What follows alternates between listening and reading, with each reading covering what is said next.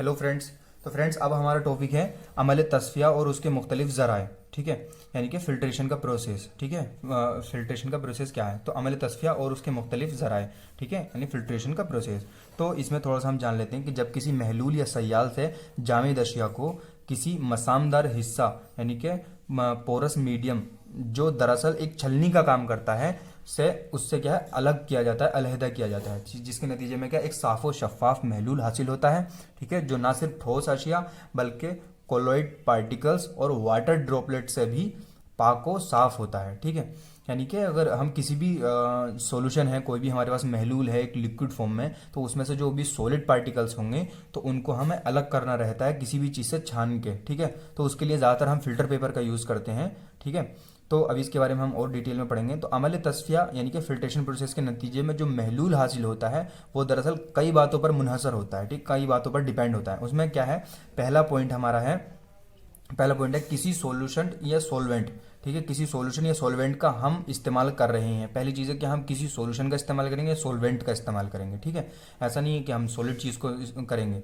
Solution यानी कोई भी लिक्विड फॉर्म में चीज़ होगी तो उसी को हम इस्तेमाल करेंगे। ठीक है, दूसरा पॉइंट हमारा होता है किसी तरह का फिल्टर मीडिया इस्तेमाल करेंगे। कोई भी एक फिल्टर मीडिया इस्तेमाल करेंगे फिल्टर करने के लिए। कोई कपड़ा ले लेंगे, मलमल का कपड़ा, या फिर फिल्टर पेपर लेंगे, या कुछ भी चीज़ लेंगे, कोई छलनी वगैरह।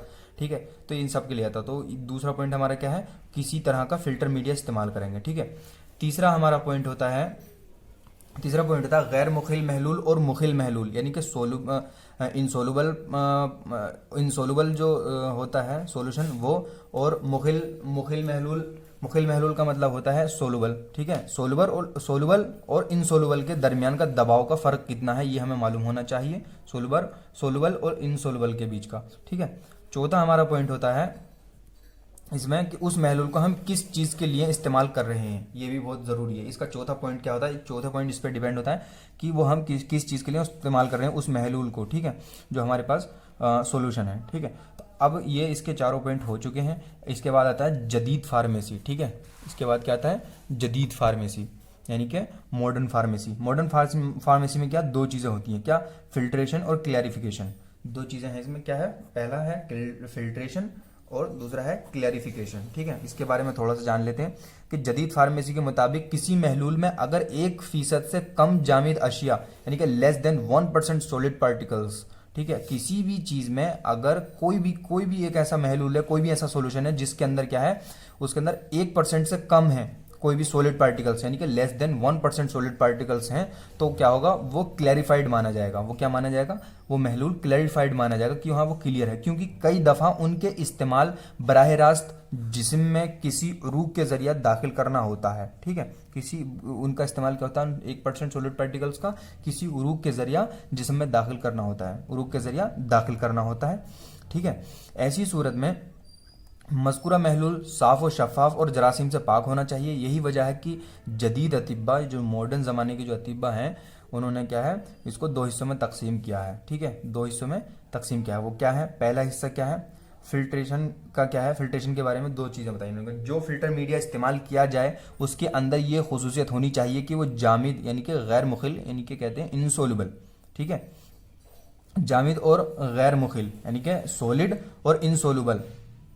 ठीक है, सॉलिड और इनसोलुबल के लिए क्या है, कोलिडल यानी कि पार्टिकल्स को छनने से रोके, जो भी सॉलिड पार्टिकल्स हैं और जो इनसोलुबल पार्टिकल्स हैं उनको छनने से रोके फिल्टर मीडिया जो भी इस्तेमाल कर रहे हैं हम। ठीक है, उसके अंदर ये खसूसियत होनी चाहिए, पहली चीज़ ये। दूसरी चीज़ क्या है, इसके अंदर ये जमाशुदा गैर मुखिल जामिद अज्जा जो जो ऐसे हम कोई भी फिल्टर पेपर लेंगे, कोई भी एक पेपर हमने ऐसा लिया, लेने के बाद छलनी या कोई भी एक कपड़ा मलमल का ले लिया, हमने उसको छानने के बाद उसके अंदर जो भी ज़र्रात उसके अंदर रुक जाएंगे, यानी कि जो भी पार्टिकल्स उसके अंदर रुक जाएंगे, वो पार्टिकल सारे जमा हो जाएंगे, नीचे हमको महलूल छन जाएगा। छनने के बाद जो पार्टिकल उसमें जमा होंगे, उसके बाद फिर हम उसके अंदर जो भी महलूल डालेंगे तो वो पार्टिकल्स में से छनते हुए फिर वो उस नीचे फिल्टर पेपर ये कपड़े से छनते हुए निकलेगा। तो वो जो पार्टिकल्स होंगे वो डबल छलनी का काम करेंगे, तो इसको हम क्या कहते हैं, सेकेंडरी फिल्टर मीडिया कहते हैं। क्या कहते हैं, सेकेंडरी फिल्टर मीडिया। इससे और भी ज़्यादा साफ तरीके से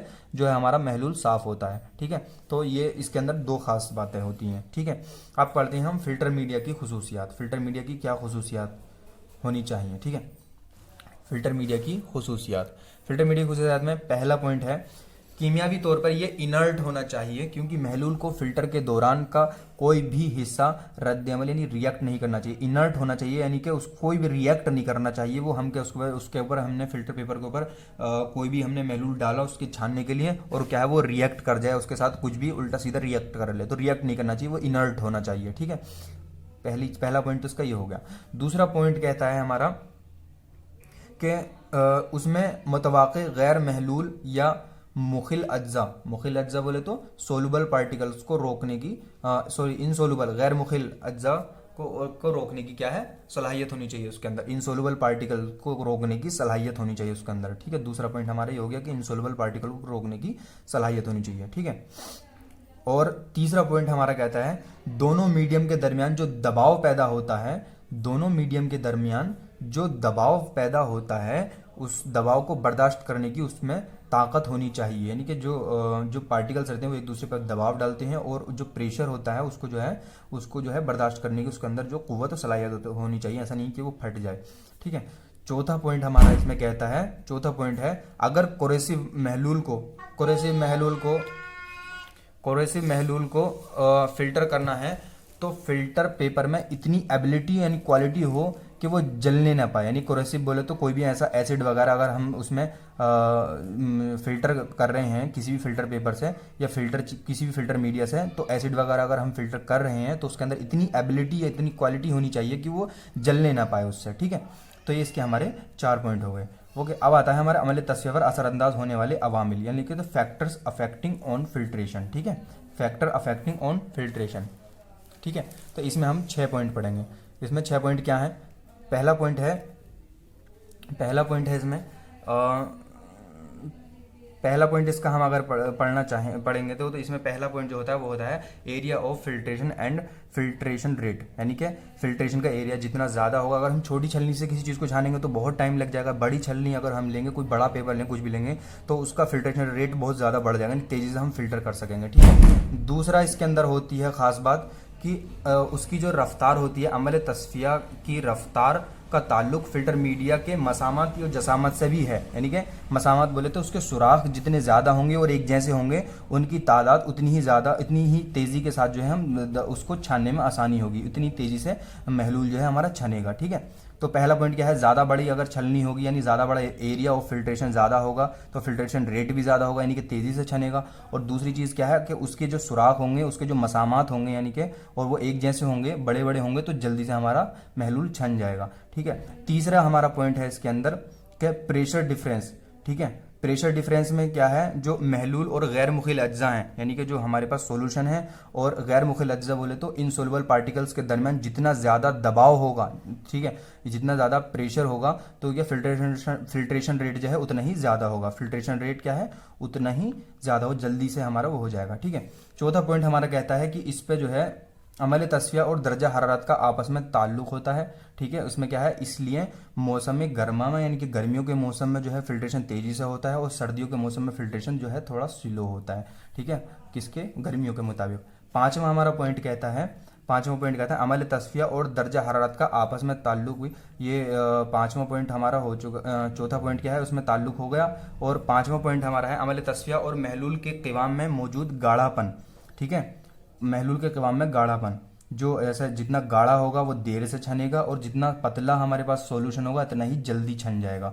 तो हमारे 5वें पॉइंट में क्या है, जितना पतला हमारे पास महलूल हो तो इतनी जल्दी छनेगा और गाढ़ा होगा तो देर से छनेगा। ठीक है, छठा पॉइंट हमारा